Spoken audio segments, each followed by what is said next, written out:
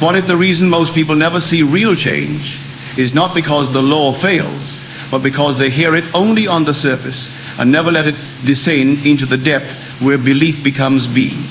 Because that is the difference between hearing something and living from it, between admiring an idea and becoming the one who proves it, between saying I believe and actually moving through the world as though the unseen were already more real than what your senses report. Everyone can hear the same truth, yet not everyone hears it in the same way. One hears it as an interesting thought, another as a strange possibility, another as something beautiful but impractical, and another hears it so deeply that it enters the center of the self and begins to alter the entire structure of perception. That is why real belief is so close to knowing.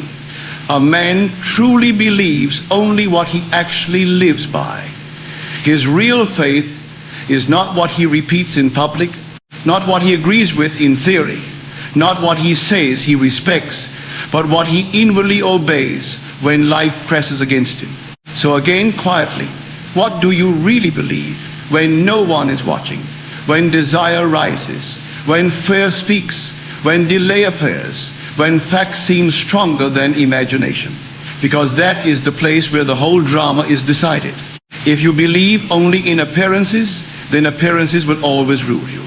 If you believe only in what reason allows, then reason will keep you bound to what already is. But if you begin to believe in the reality of the imaginal act before external confirmation arrives, then something extraordinary happens. You start to cross the invisible boundary between man on the surface and the deeper being moving toward God. The difference between God and man is measured by this imaginative power. On the surface level, only what the senses confirm appears real. But as consciousness descends inward, as you move deeper into your own being, the imaginal act begins to carry more and more authority until what is inwardly accepted starts to externalize with greater speed, greater clarity, greater inevitability. And this is why I would ask you not to buy your religion in fragments from other men, from institutions, from second-hand interpretations, but to go to the source itself, to the depth of your own being, to the living center within you, where I am is not an idea, but presence. Because that source is your own wonderful human imagination. That is the power that creates. That is the Christ in action. That is the God men seek in temples, while ignoring the temple of their own consciousness. And because this is true, your imaginal act is never trivial. The moment you inwardly hear a friend tell you something lovely, the moment you accept a fulfilled desire as real, the moment you carry on an inward conversation from the end rather than from lack, you are already setting the law in motion. The world may not yet show it, but the creative act has occurred. This is why some reject the word the moment they hear it. It passes through them without taking root because it is not mixed with faith. They hear it and dismiss it because it violates their worship of facts, because it threatens the old habit of calling only the visible real. But the one who receives it, the one who lets it enter below the surface, begins to discover a different order of causation entirely. He no longer waits for the world to tell him what is true. He dares to assume inwardly what the world has not yet confirmed, and because he does, reality begins to rearrange itself behind the scenes. This is where courage enters, not the loud courage of performance, but the inward courage to hold to a vision before appearance agrees, to tell the dream before the fact, if one has enough faith to remain loyal to an unseen reality, while others throw the stones of so-called common sense. The facts of life, the doubts of others, the arguments of reason, all of these become the modern stones cast at imagination. They say, where is it? Show me now. Prove it already. But the imaginer, who has truly touched the end, knows something deeper. He knows that conception is already reality, whether or not birth has yet occurred. He knows that pregnancy is not less real because the child is unseen. He knows that every imaginal act has its own appointed hour, and that delay is not denial, only gestation. So the real question is never whether the law works. The real question is whether you are willing to be faithful to what you have inwardly accepted before the outer world applauds it. Because faith is not the substance itself.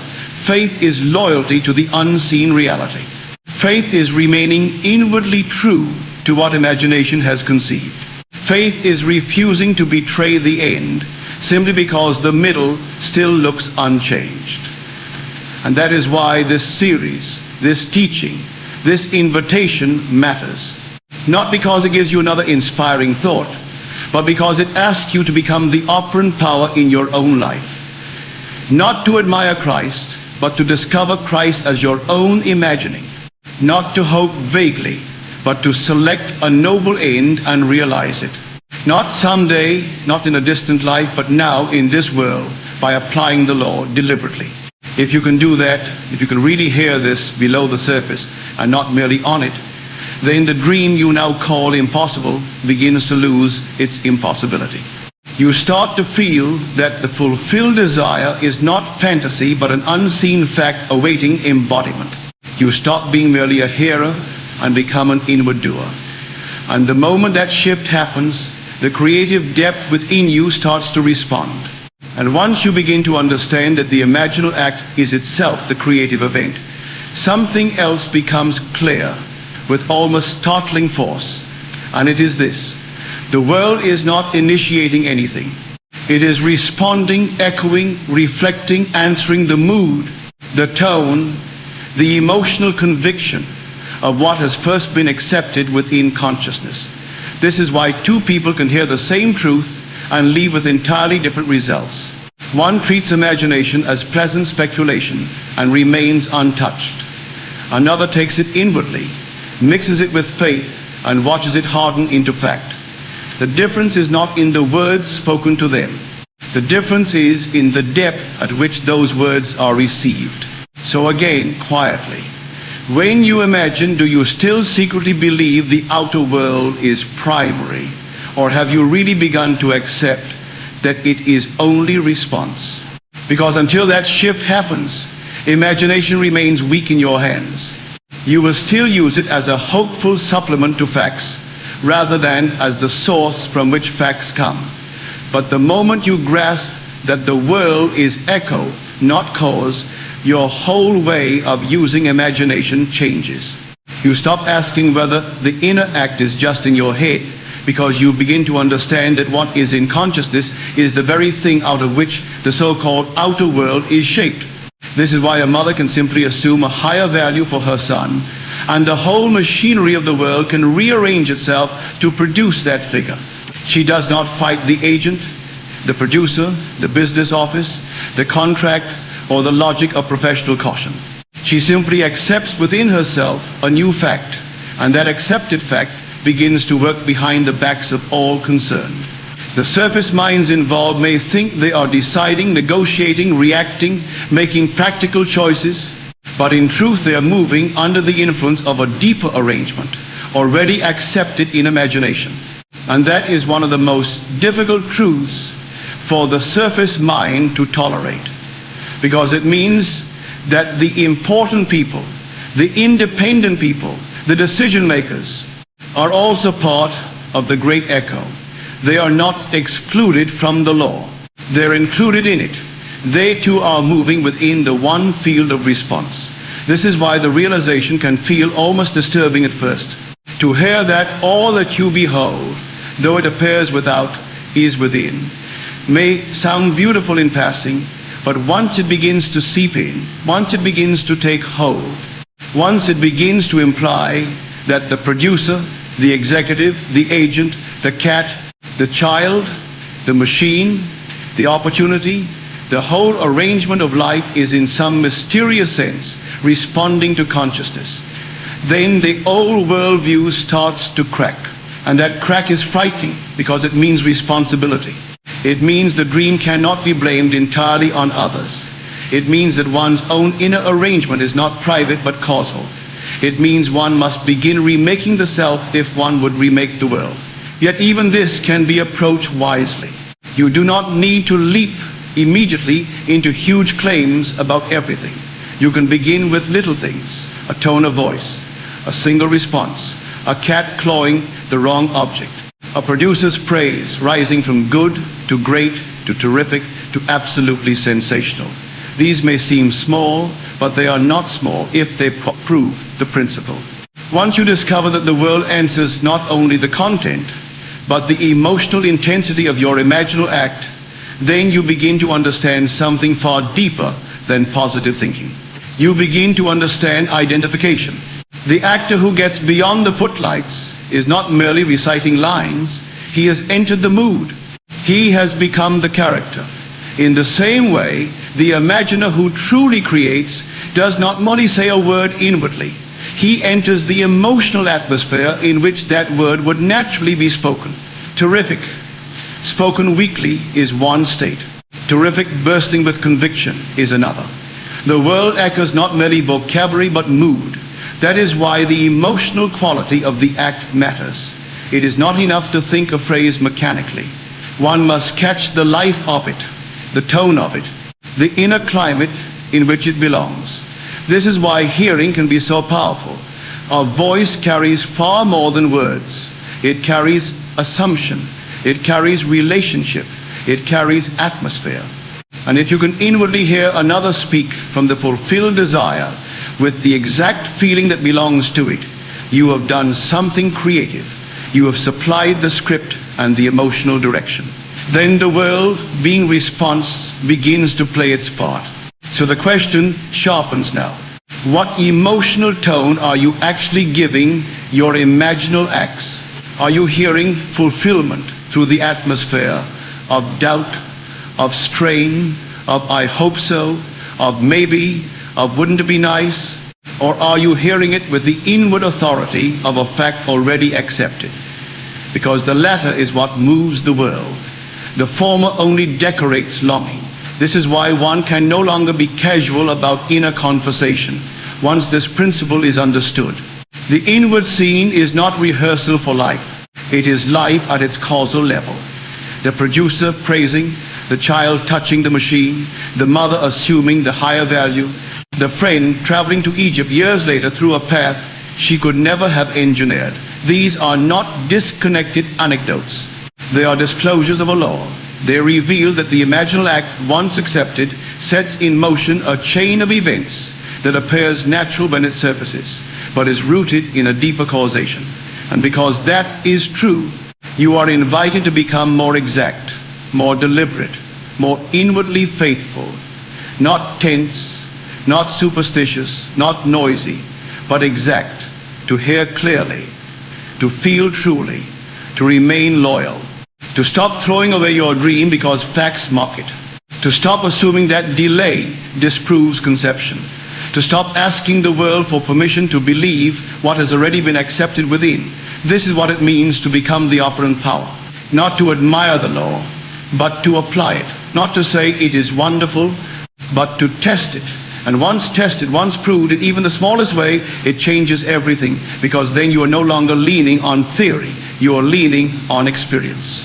And experience, once gained, begins to replace doubt with a new kind of seriousness. You may still tremble at the implications. You may still feel the weight of responsibility. You may still realize that remaking the world means remaking the self. But now you know too much to go back. You have seen that the world is response. You have seen that imagination is not decoration but causation. And once that is seen, the old excuses begin to lose their power. And once you can no longer hide behind the old excuse that the world is fixed and imagination is only decorative, the real work begins, because now you are face to face with something far more unsettling and far more liberating than any theory, and that is the necessity of remaking yourself if you would see a different world. This is the point at which many people hesitate, because it is one thing to enjoy the idea that imagination creates reality, and quite another to realize that if this is true, then every disturbance, every recurring disappointment, every stubborn condition, every little hell through which one passes is somehow tied to the arrangement of the inner man. That is not an easy thought for anyone, because it means that transformation cannot remain external. It means that the producer, the contract, the cat, the child, the machine, the friend, the journey, the opportunity, the entire theater of life is not merely happening around you, but reflecting something moving through you. And that realization can feel almost too much until one understands how to approach it rightly. You do not begin by trying to transform your whole life in one violent imaginal gesture. You begin where you are. You begin with what is near. You begin with the little things. You begin by noticing the small states that keep repeating and quietly changing them. So again, quietly. What tiny recurring condition in your life have you accepted simply because it seems too small to matter? Because those are often the best places to begin. Not because they are unimportant, but because they reveal the law in a form the surface mind can tolerate. A mood, a pattern, a tone, a minor irritation, a repeated annoyance, something that feels so ordinary you almost overlook it. And then, instead of reacting, instead of calling it just the way it is, you intervene imaginally. You decide what you would rather experience. You hear it, see it, or feel it otherwise. You allow the new state to become emotionally real. And then you watch, not anxiously, but attentively. And when the thing changes, even in a small way, the old certainty begins to crack. Because now you are no longer dealing in speculation. Now you are discovering that no corner of life is really exempt from this law. Even the little things answer. Even the seemingly trivial movements of daily existence conform. And once you see that, something deepens. You begin to understand that life is not divided into big spiritual things and little ordinary things. It is all one movement of response. The whole vast world enters imagination, because the whole vast world is only response. This is why the law can feel disturbing at first. Not because it is cruel, but because it is total. There is no place left to hide once you begin to suspect that your own inner structure is involved in the production of what you experience. Yet hidden within that totality is freedom, because if the whole thing responds, then the whole thing is also reachable. If the little things respond, then the great things can respond. If a producer's reserve can be transformed into praise, if a destructive habit can be redirected, if a machine can obey the bold innocence of a child, if an impossible journey can arrive years later through a path no one could have planned, then what exactly remains outside the reach of assumption rightly used? This is where the old division between possible and impossible begins to dissolve. Not because the surface mind suddenly becomes magical, but because consciousness begins to discover that reality is more fluid than reason allowed. And from here the question becomes no longer, can this happen? But can I inwardly sustain the state in which it has happened? Because that is the real issue. Not the size of the desire, but the depth of acceptance. Not the complexity of the world, but the loyalty of the imaginer. The difference between man on the surface and God in depth is measured only by power, by the degree to which the imaginal act carries the force of externalized fact. On the surface, imagination feels private, uncertain, delayed. In depth, imagination feels causative, immediate, sovereign. So your work is always the same, to go deeper, not geographically, not physically, but psychologically and spiritually. Deeper into the conviction that the imaginal act is real, deeper into the experience of the end, deeper into the emotional truth of the fulfilled desire, deeper into the willingness to let the unseen take precedence over what the senses report. Because as you go deeper, the interval shortens, the response quickens, and the whole structure of life begins to reveal itself as infinitely more obedient than the outer mind had believed. This is why some hear these things and recoil. They fear madness because the law asks them to reverse the entire order of common sense. It asks them to call the unseen real and the visible secondary. It asks them to accept inward creation before outer evidence. It asks them to stop buying truth retail from intermediaries and go directly to the source within. And yes, to the world that can look insane. The world prefers facts first and vision later. The law asks for vision first and facts later. The world trusts stones. The law trusts seed. The world wants external confirmation before surrendering doubt. The law asks for inward conviction before external confirmation arrives. No wonder it disturbs the habitual mind. Yet once a person sees it work, once he proves it in even one clear instance, the disturbance gives way to something else, reverence. He begins to see that he is handling no small thing, but the very mystery by which experience is formed. Then he becomes more careful with his inner life, more selective with his moods, more watchful of what he consents to, more exact with what he hears inwardly, more loyal to his chosen end, because he now knows that this is not harmless fantasy. This is causation. This is Christ in action. This is the power and wisdom of God individualized as his own imagining. And once that becomes real, he starts to take even his little imaginal acts seriously, because he has discovered that they are not little at all. They are the beginnings of worlds.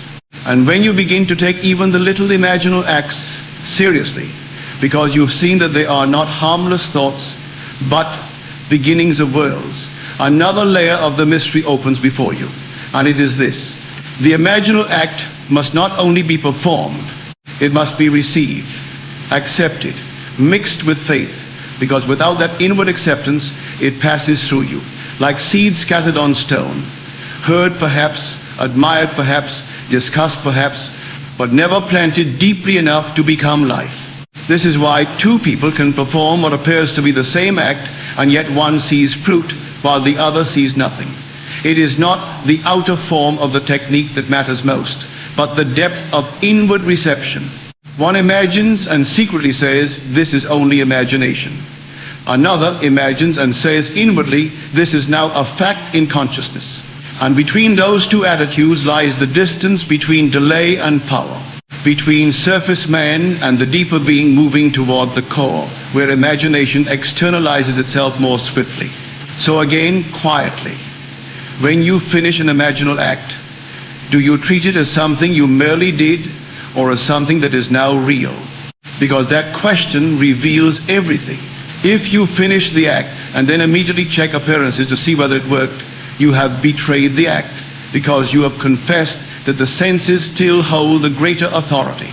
If you finish the act and then inwardly rest, letting it be what it already is in consciousness, something different happens.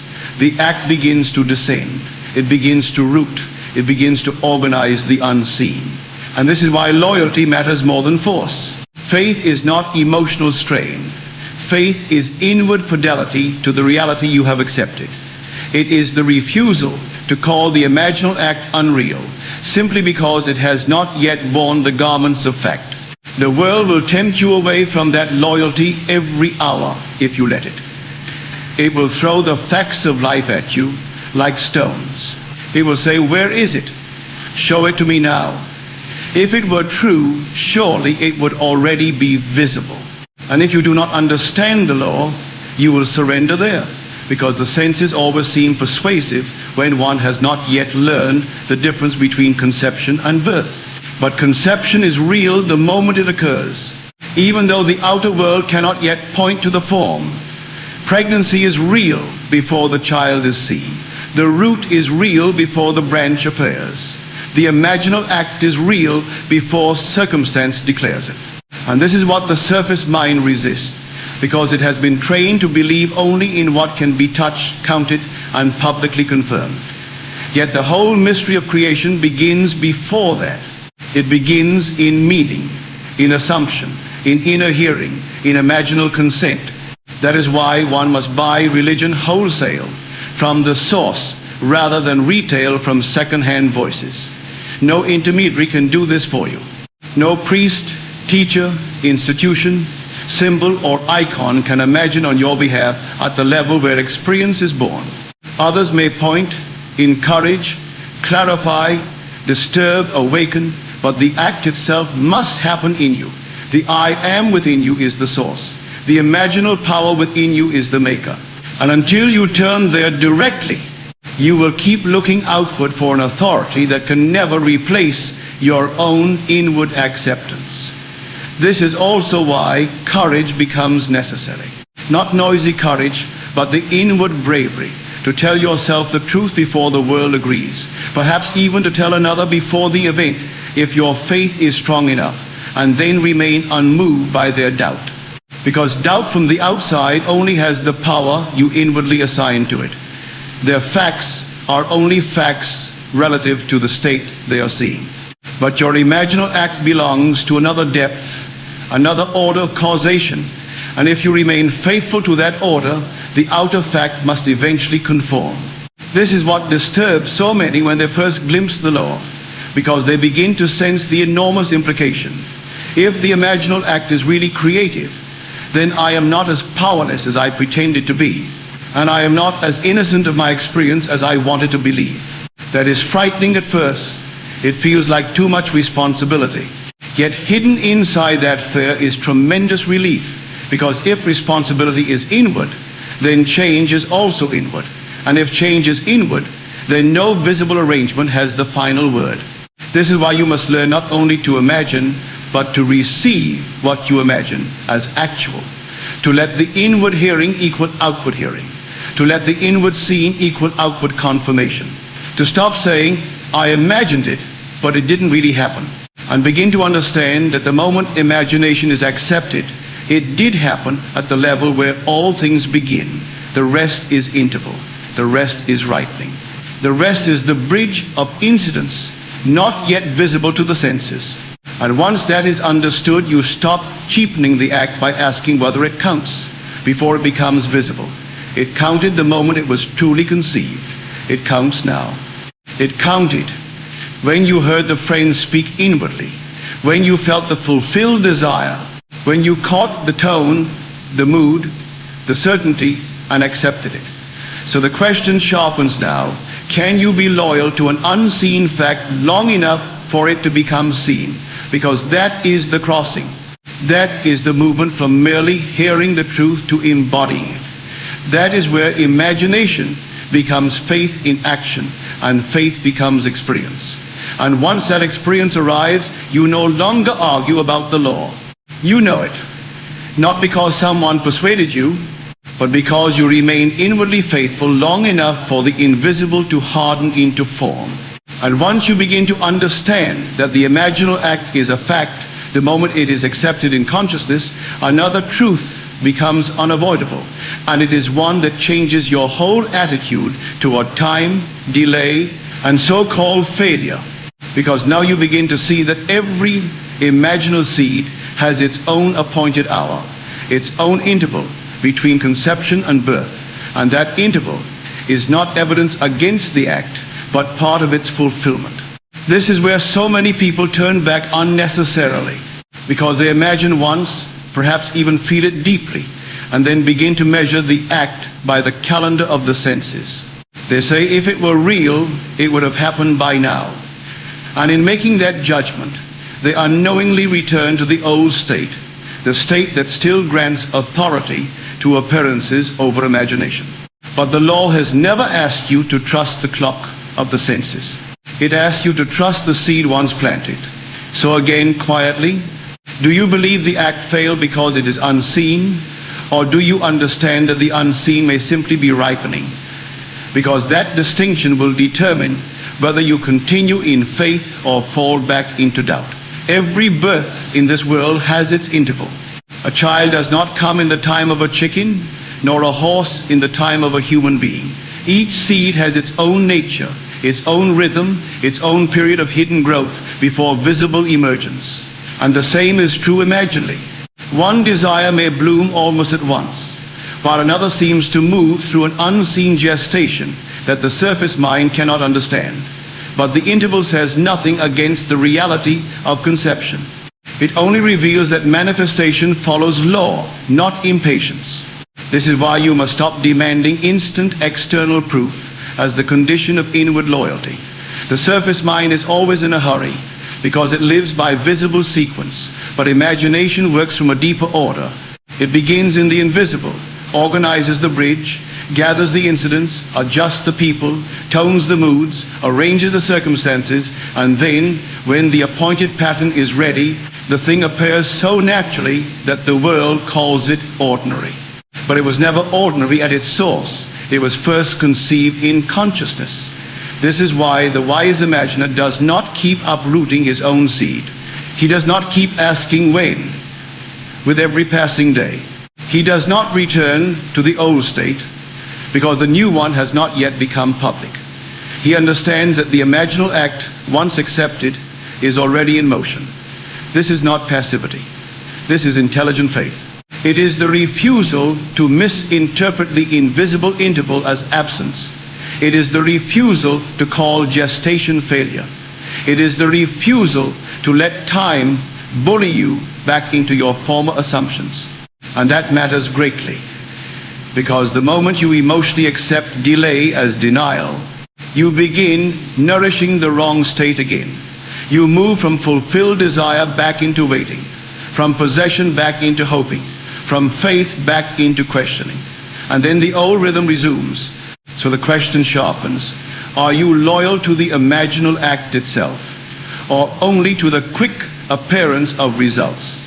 Because if you are loyal only to speed, you do not yet trust the law. You still trust appearances more than consciousness. But if you are loyal to the act itself, if you know that conception is real, even while invisible, then something quiet and strong begins to form in you. You stop trembling before the calendar. You stop demanding signs every hour. You stop treating the delay as a verdict.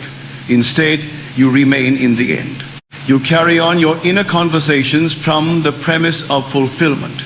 You dwell in the mood that would be natural were it already done. And you let the deeper being within you work out the means in its own way. This is where peace enters, not because you cease to desire, but because desire is no longer anxious. It has moved from craving into assumption. It has moved from will it happen into it is already planted. And once desire reaches that level, it begins to lose its fever. It becomes quiet, dense, settled, almost inevitable. That is one of the surest signs that the imaginal act has taken root. The emotional violence subsides. The frantic need for reassurance weakens. The inner atmosphere changes from hunger to ownership. Not visible ownership yet perhaps, but inward ownership. And inward ownership is the beginning of fact. So do not be deceived by the interval. Do not call it emptiness. Do not let it talk you out of the law. Do not ask the seed to bloom in the time of another seed. Let it be what it is. Let it ripen. Let it flower. Let the unseen organize itself without your panic. Because the one who panics has forgotten the act, but the one who remains faithful knows that reality is already under command. From the moment the imaginal act is inwardly accepted, this is why the truly faithful person can move through days, even weeks, even years if need be, without surrendering the end. Because he knows that the act is not waiting to become real. It is real, and the world is only on its way to catching up. And once you begin to live from that level of understanding, time ceases to be your enemy. It becomes merely the space through which the invisible makes itself visible. And when at last the thing appears, you will see that it did not come late at all. It came exactly in the hour that belonged to its own nature. And the imaginal act, from the very moment of its conception, had been moving toward that birth all along. And when you begin to trust the appointed hour of the seed, instead of interpreting every interval as failure, you become ready for a deeper realization still.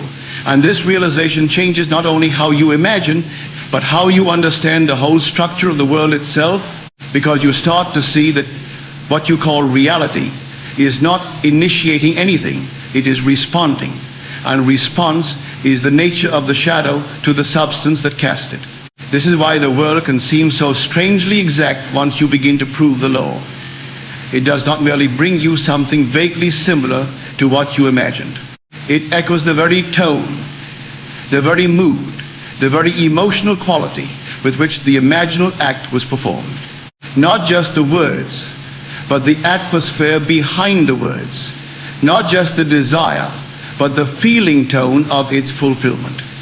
And that is one of the most important things to understand, because people often think that imagination is only about seeing a picture or repeating a statement, when in truth it is far more exact than that.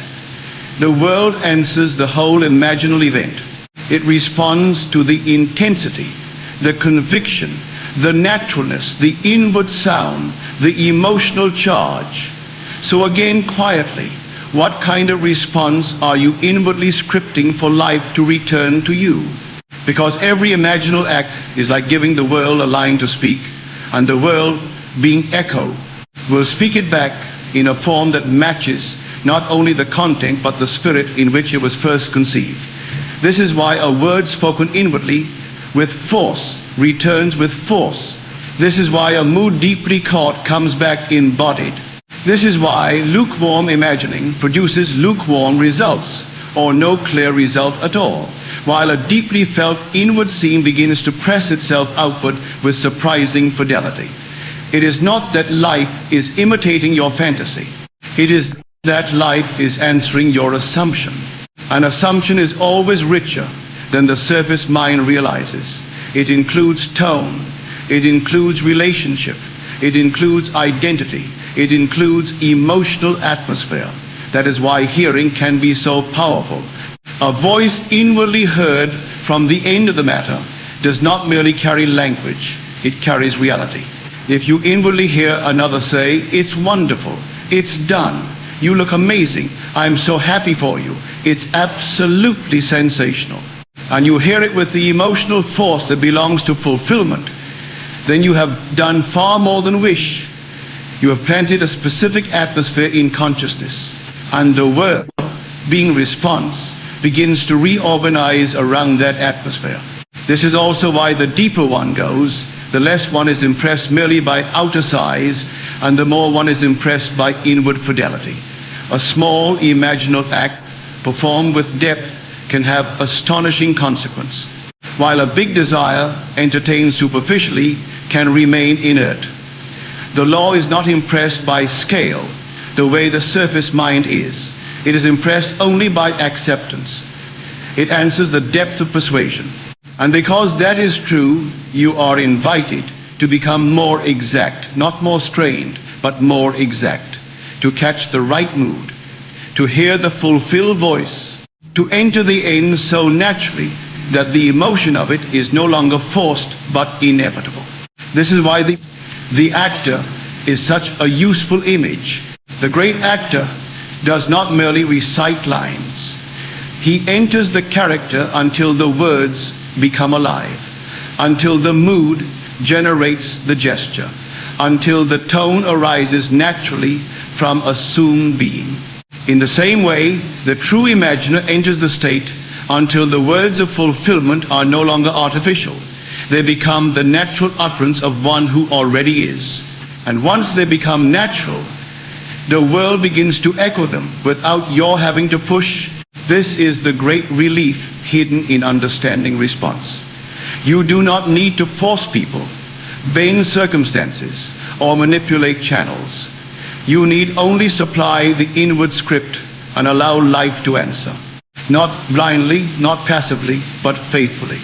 This is why you must watch the quality of your inner emotional life with more seriousness than most people ever do.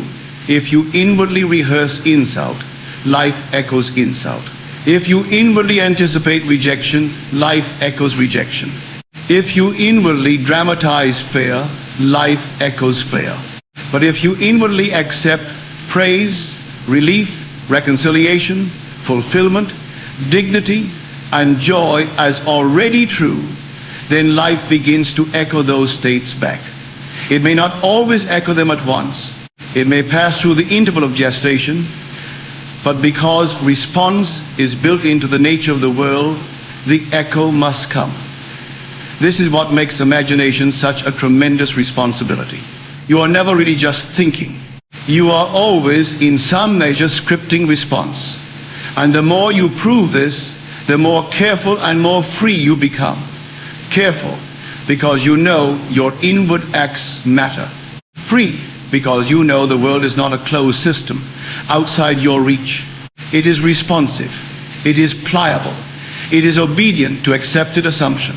So the question sharpens now. If the world is only response, why keep giving it the lines of fear, delay, resentment, self-rejection, and disappointment? Why keep telling it what you do not wish to hear back? Why not deliberately catch the mood, the tone, the fulfilled emotional note that belongs to your desired state, and let the world echo that instead? Because once this really lands in you, imagination becomes much more than a spiritual exercise. It becomes the art of inward authorship. You begin to write the lines before the actors speak them. You begin to feel the ending before the scenes are played. You begin to understand that the outer world is not improvising independently of you, but answering a script already accepted at a deeper level. And that understanding, once proven, changes the whole way you live. You stop being merely reactive. You become inwardly directive. You stop treating circumstances as self-existing facts. You begin to see them as spoken responses in a cosmic dialogue between consciousness and form. And once you understand that, you can no longer remain careless with the moods you cultivate, because you know too well now that the world is listening. And when you begin to live with the knowledge that the world is listening, that it is not deaf to your inward life, but constantly shaped by the mood, tone, and script you accept within yourself, a new kind of seriousness begins to awaken in you. Not heavy, not fearful, but creative, deliberate, exact. Because you can no longer pretend that your inner conversations are harmless, that your passing assumptions are without consequence, or that your emotional atmosphere is some private weather that never touches the structure of your world. You now know too much for that. You have begun to see that the outer world is not merely something you move through, but something that answers. And if it answers, then every inward act matters. So again, quietly, what are you habitually giving life to echo back to you? Because this is where the law becomes truly intimate. It is no longer about a few deliberate moments of imagination set apart from the rest of your day. It becomes the whole tone of your being. It becomes the atmosphere you consent to when you wake, the inward speech you allow when no one hears you, the assumptions you return to when nothing external is forcing you, the direction in which your mind naturally falls when left alone. And that is where the real portrait of self is painted. Not in public declarations, not in dramatic spiritual moments, but in the repeated inward selection of one state over another. This is why the gentleman in the story found the truth both thrilling and disturbing. It is one thing to make a producer praise a script more warmly than his nature seemed to allow. One thing to make a small event conform. One thing to see a cat redirected or a record changer arrive impossibly. And another thing entirely to realize what that implies.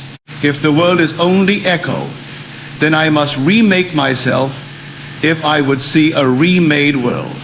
That is the unsettling grandeur of the law.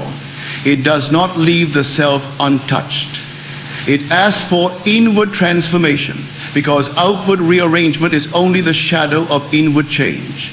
Yet hidden that demand is tremendous kindness, because it means no situation is final unless you remain inwardly loyal to it. The same law that makes you responsible also makes you free. It says, in effect, if you do not like the echo, change the sound. If you do not like the fruit, change the seed. If you do not like the world as it is answering, change the state from which you are speaking. And that is where spiritual maturity begins. Not in blaming yourself for every unwanted thing in some neurotic way, but in calmly recognizing that the only place real change can begin is at the level of the inner man. This is why you must stop waiting for one giant revelation to transform everything instantly. The wiser way is the way of the portrait. One stroke at a time. one attitude revised, one small state reclaimed, one habitual reaction interrupted, one inner conversation redirected, one repeated mood refused, one little assumption made noble, because that is how the self is remade.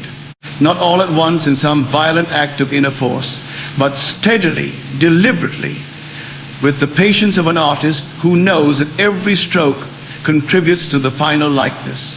And what likeness are you painting, if not the being you would become? What else are you doing all day, consciously or unconsciously, but sketching selfhood? Every reaction adds a line. Every fear adds a shadow. Every act of inward dignity adds shape. Every loving assumption adds light. Every moment in which you refuse to identify with appearances and instead choose the fulfilled state adds another truthful stroke to the portrait. This is why no moment is spiritually small. A child touching a machine and saying, "My imagination will do it," may reveal more of the kingdom than 1,000 anxious prayers offered to an external power. Why? Because the child still believes in the immediacy of inner causation. The adult has been adulterated by fact worship, by second-hand religion, by the conviction that power is elsewhere, that only the visible is real, that the inner act is weak until the world blesses it. But once you begin to rediscover the childlike boldness that says, "What I imagine is real because imagination is the creative center," then the law begins to come alive again, not sentimentally, but operatively. Then you are no longer begging the world to be different. You are beginning to speak from the state in which it is different. And once you do that consistently, something remarkable occurs. The old emotional slavery to facts begins to weaken. The stones of life, the arguments of doubt, the evidence of delay, the voices that say, "Where is it? Why hasn't it happened?" Be reasonable. Look at the facts. Lose some of their tyranny because you begin to understand their true role. They are not truth. They are temptation. They are invitations to return to the old state. They are tests of loyalty to the unseen reality. And the more often you pass through those moments without surrendering the end, the more inward authority you gain. Not authority over others in some crude sense, but authority over your own consciousness, which is the only authority that matters. And from that authority comes a new kind of peace, not passive peace, not resignation, but the peace of one who knows what he is doing inwardly and no longer feels compelled to consult the world after every imaginal act as if asking permission to continue believing.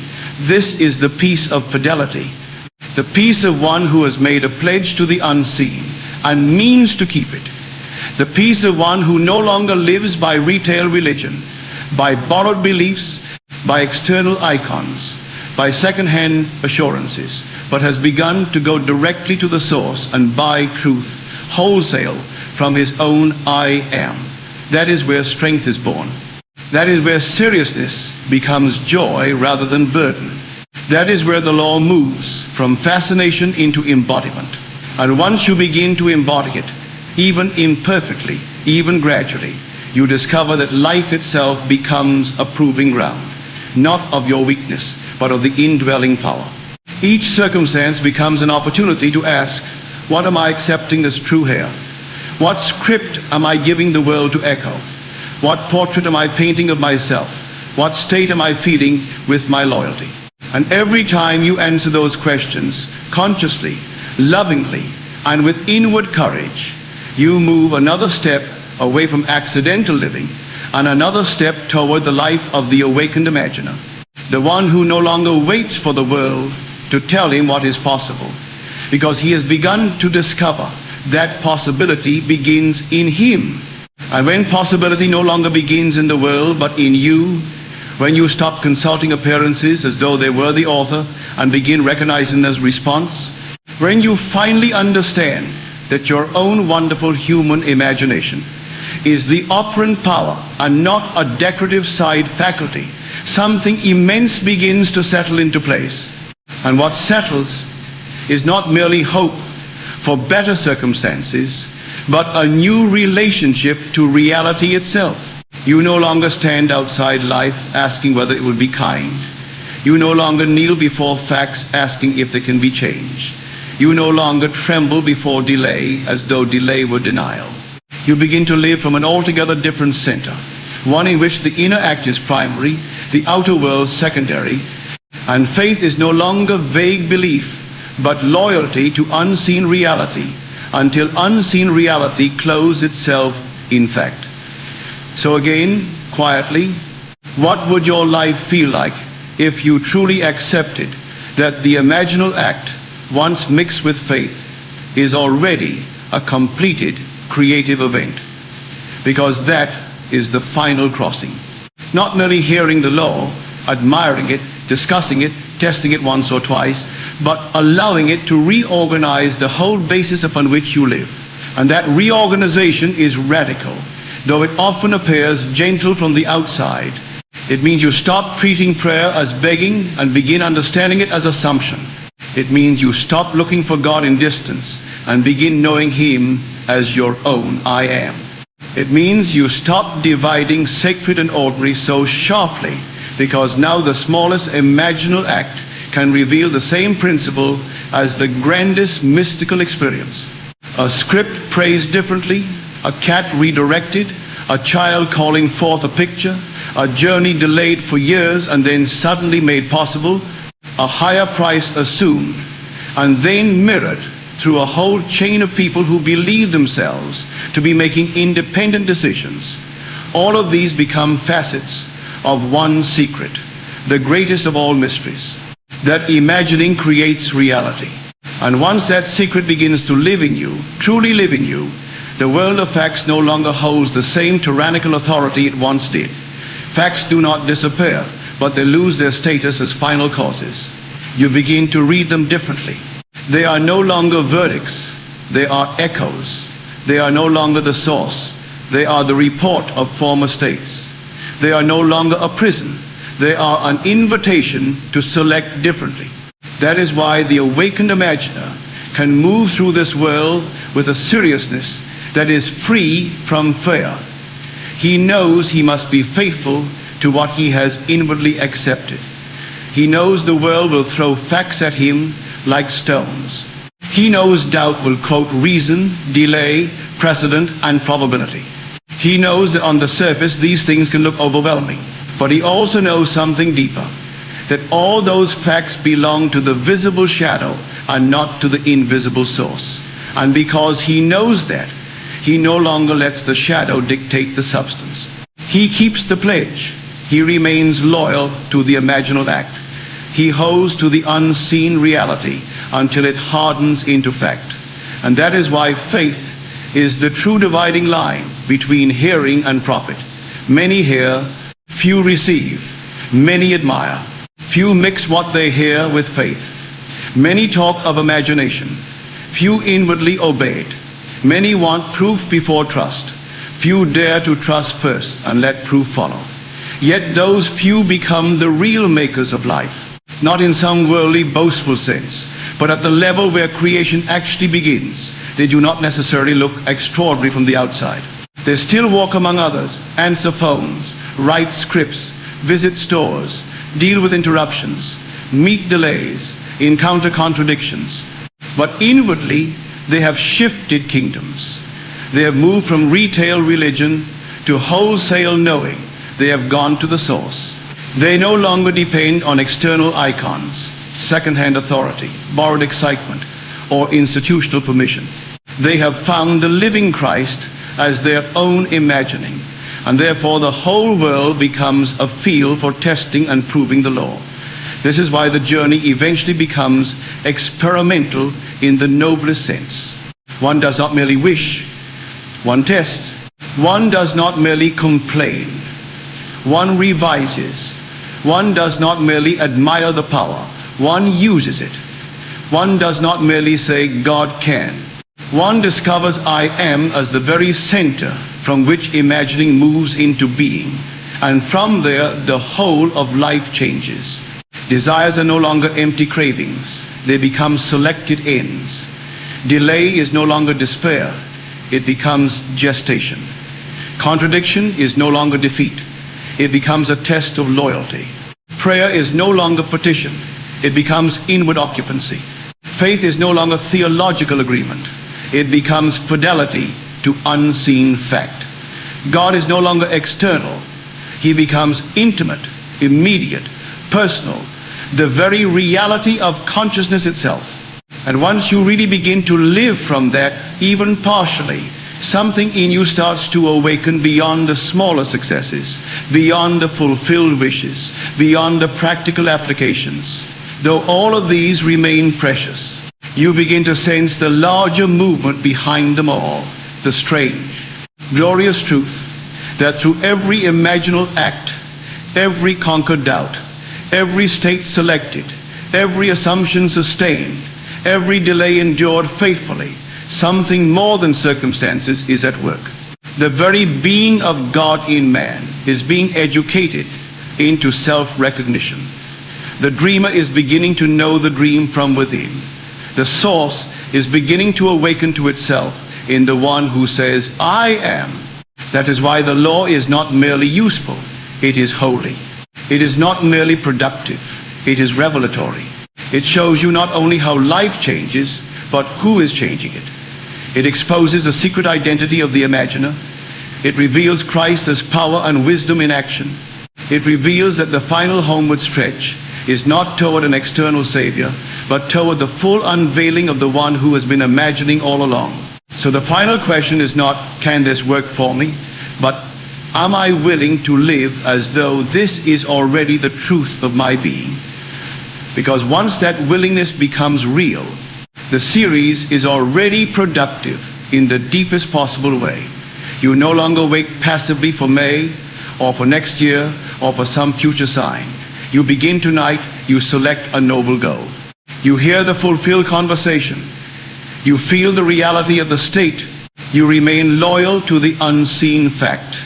You refuse to let the stones of life talk you out of your seed.